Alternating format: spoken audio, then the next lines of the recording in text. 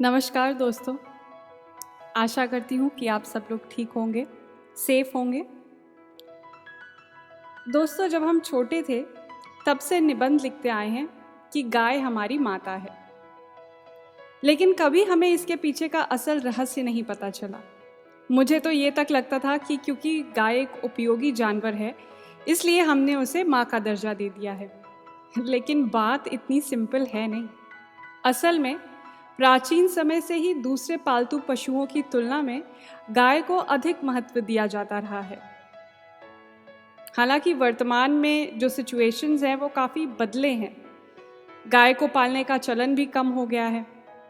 ज़्यादातर लोग आप देखेंगे कि गांव में ही अब गाय को पालते हैं। लेकिन गाय के धार्मिक महत्व अभी भी काफ़ी ज़्यादा हैं। बल्कि पिछले कुछ समय से तो गाय को राष्ट्रीय पशु बनाने की बातें भी की जा रही हैं। गौ हत्या को धार्मिक दृष्टि से ब्रह्म हत्या के समान माना जाता है। तो चलिए आज इसी टॉपिक पर बात करते हैं। जानते हैं कि गाय को हिंदू धर्म में क्यों माता का दर्जा दिया गया है। सबसे पहले बताते हैं कि गाय का धार्मिक और पौराणिक महत्व क्यों है। गाय को माता मानने के पीछे ये आस्था है कि गाय में समस्त देवता निवास करते हैं।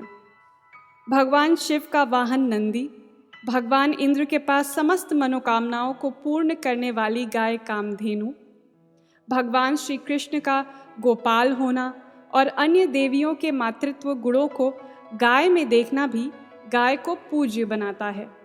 भविष्य पुराण के अनुसार गाय की पीठ में ब्रह्मा निवास करते हैं, तो गले में भगवान विष्णु विराजते हैं। भगवान शिव मुख में रहते हैं, तो मध्य भाग में सभी देवताओं का वास है। गाय का रोम रोम महर्षियों का ठिकाना है, तो पूंछ का स्थान अनंत नाग का है।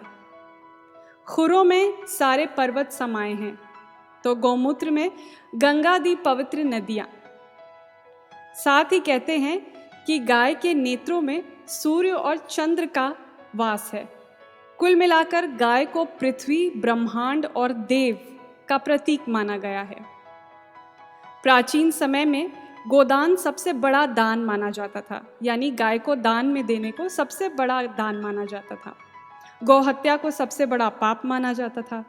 यही कारण है कि वैदिक काल से ही हिंदू धर्म को मानने वाले लोग गाय को पूजते आए हैं। गाय की पूजा के लिए गोपाष्टमी का त्यौहार भी भारत भर में मनाया जाता है।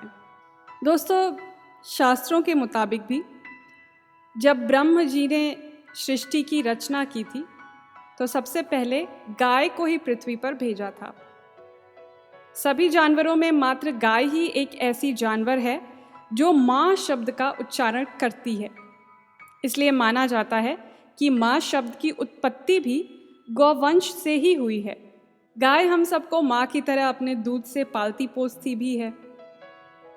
आयुर्वेद के अनुसार भी माँ के दूध के बाद बच्चे के लिए सबसे फायदेमंद गाय का ही दूध होता है।